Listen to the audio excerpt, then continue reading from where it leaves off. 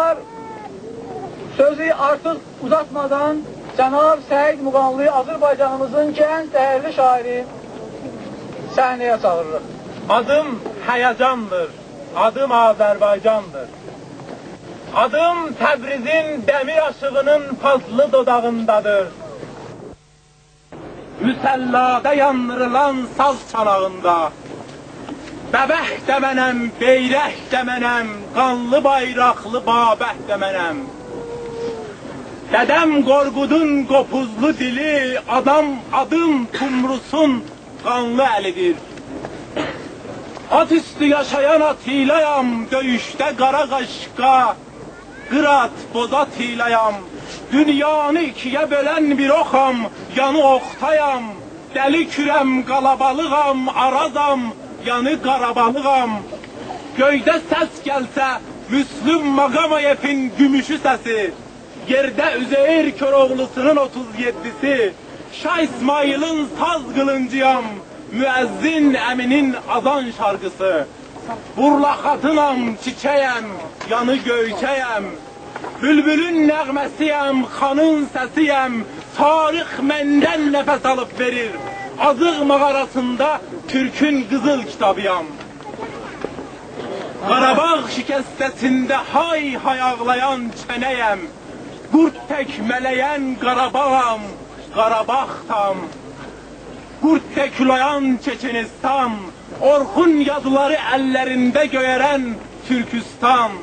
Qar kimi aydınam, hava təh yaygın.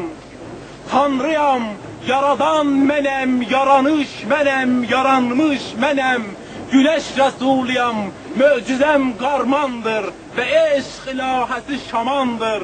Gücüm Dədə Qorquddur, Bozqurtdur. Çin duvarları qorxusundan tikilən döyüşçü mənəm. Quldur Allahların, qotur şeytanların, yalancı şahnamələrində yazılan Türkəm. Toyduyunlu Turanam, Qaradev də mənəm, Qaraev də mənəm. Kuruş Şahın qatiliyəm, hələ də ki var, öküz Rüstəmin saqqalından toxunmuş yasaq. Dəli dümrüləmi, Oğuzdur babam, səni necə başa salım, mən Əfrasiyabam. Ergenekon başlanan yazam ve Əşhədi Qarabağ şikəstəsində oxunan namazam. Yanı Təbrizdən namaz üstü yandırılan sadam. Kuvanın ağ almasıyam, Oralam Altayam, Göygöləm, yanı El Gölüyəm. Urmu gölündə Osman yumruğu, Usyan yumruğuyam. Ve Türk dünyası kimi bölük bölük bölünən Xəzərəm. Türk tarixli torpağı at üstü gəzərəm. Dedim ki Səttarxanam, həmən üsyanam. Səfərxanam, Xan kəndində xanam. Ağrı dağında paşa, Sancı dərəsində fetyam. El oğluyam, el oğluyam, əmoğluyam, köroğluyam. Çalanda orkestra, vətən oğlu Çobanqara, Rəşid Behbudovam. Və şaqqıllayanda Kilaşinkovla Rəşid dostumam. Dilim Qarabağ atlarının kişnərtisiyle, Qaradağ qurtlarının ulama səsi və Xan Şusiniskinin Qarabağ şikəstəsinin ortaq səsidir. Ərəb çöllərində Berno tək atılan Kərkükam, Fars bəyrünə sancılan Qaşqay, Kürd alnında çıban sulduz, yer kürəsində bir ulduz. Rus gözünə tirkəmanam, həmi Çeçinistanam, həmi Dağıstanam və donquz gözətçisi qaban komünistlərə baş qurdam. Və 500 milyon dəli Türkə ana yurdam. Və Avrupa ürəyində qah-qah gülən İstanbulam. Hər yazılı tarixlərin varağında güneş kimi, hava kimi, qurşun kimi, qoşun kimi dolha dolam. Of ey qardaş, san verdi ki böcəklərin boğazında qalan bal bəlləsiyəm.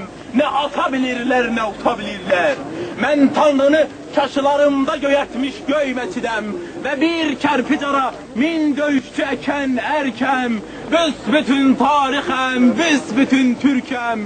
Yanvarın 20'siyəm, Azərin 21'i, Bəhmənin 29'u, yanı qərib bir quzu. Adım Anacandır, can can diyenlere canım candır. Adım Həyacandır, adım Azerbaycan'dır. Qarqazanın da